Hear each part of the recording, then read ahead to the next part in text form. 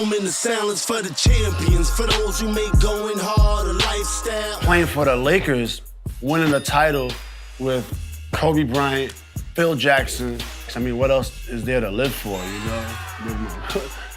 It was amazing. Immediately after we won the title, the first thing I was thinking was alcohol. Alcohol. I didn't know if I was gonna experience this again. So that's all I was thinking the whole night. Drink, drink, drink. I was like a kangaroo mixed with a cheetah, you know, fast, nobody could catch me. The first drink that hit my lips that night was in the locker room. It was some champagne, and it was the best taste of champagne that I've ever had. Then we went to a steakhouse right across the street. We was club hopping.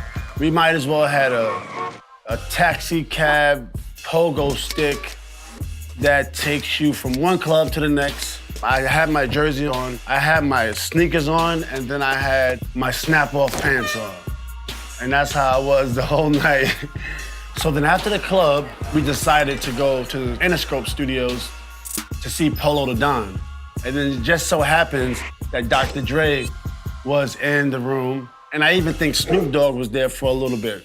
And everybody was smoking marijuana except me, and it was just so much champagne, beer, and lots of marijuana. After we did that, we went back to play a little ping pong. Then we went in Dr. Dre's studio. Dr. Dre heard Champions.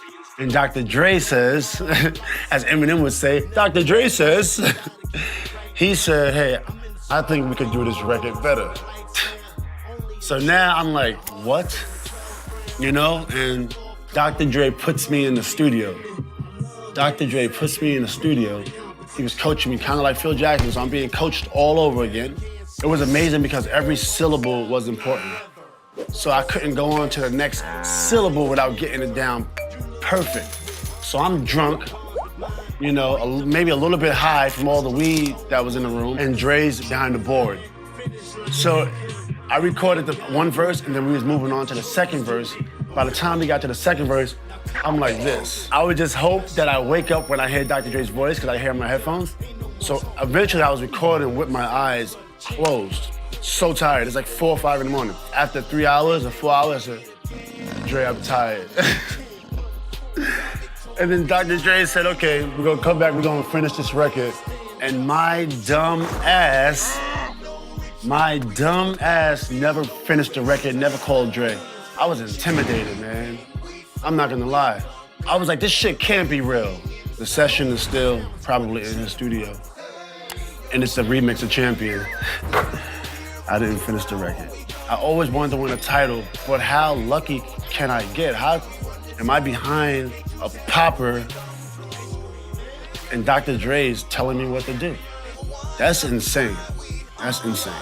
You read the newspapers, you saw the magazines, you got the